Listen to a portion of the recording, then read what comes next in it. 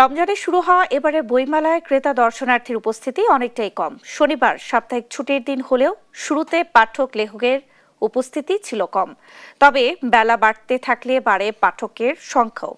মেলায় বইয়ের ভুবনে বৈচিত্র্যময় বই খুঁজছেন পাঠকরা, তবে বিক্রি আশানুরূপ নয় বলে জানিয়েছেন প্রকাশকরা। মুক্তা মাহমুদের রিপোর্ট। নানা অনিশ্চয়তা ও দ্বিধাদ্বন্দ্ব কাটিয়ে শুরু হওয়া অমর একুশে বইমেলা এখন শেষের দিকে। শেষ সময়ে শনিবার বেলা গড়াতেই মেলায় আসতে থাকেন পাঠকরা।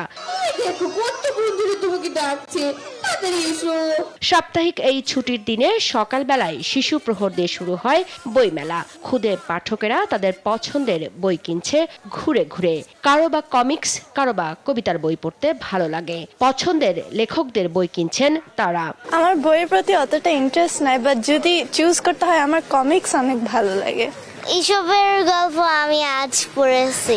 বাবা মায়েরাও চান তাদের সন্তানদের বইয়ের সঙ্গে পরিচয় করিয়ে দিতে, বই পড়ায় অভ্যস্ত করতে। বইমেলাতে বাচ্চাদের নিয়ে আসলে ওদের পড়ার আগ্রহটা একটু বাড়ে। ঘুরে ফিরে নিজের পছন্দ মতো বই কেনার একটা সুযোগ থাকে, মানে তাতে আগ্রহটা আরেকটু বাড়ার সুযোগ থাকে।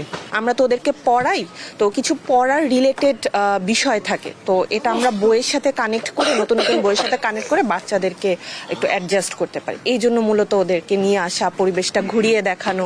সময় ফুরিয়ে যাচ্ছে, তাই পছন্দের বই কিনতে মেলায় এসেছেন বইপ্রেমী পাঠকরা। খুঁজছেন প্রিয় লেখকের বই। আমি যেহেতু রাষ্ট্রবিজ্ঞানের শিক্ষক, চলমান রাজনীতি নিয়ে যে কোনো বই মেলায় আসলে এটা আমার আগ্রহের মধ্যে থাকে। তবে মেলায় বই বিক্রি এবং লেখক পাঠকের উপস্থিতি নিয়ে আশাহত প্রকাশকরা। সামগ্রিকভাবে পাঠক ও লেখকদের উপস্থিতি কমেছে বলেই মনে করেন তারা।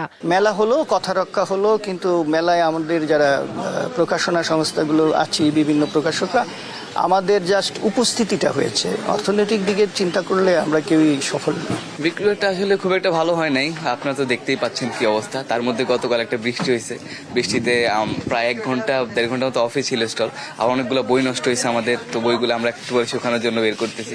তো এক্সপেকটেশন ছিল তার তো ধারে কাছেও নাই, বরঞ্চ গতকালকে বৃষ্টির কারণে অনেক ক্ষতি হয়েছে। সকালে শিশু প্রহরে বরাবরই ছিল শিশুদের জন্য বিশেষ আয়োজন, পুতুল নাচ। মুক্তা মাহমুদ, দেশ টিভি, ঢাকা।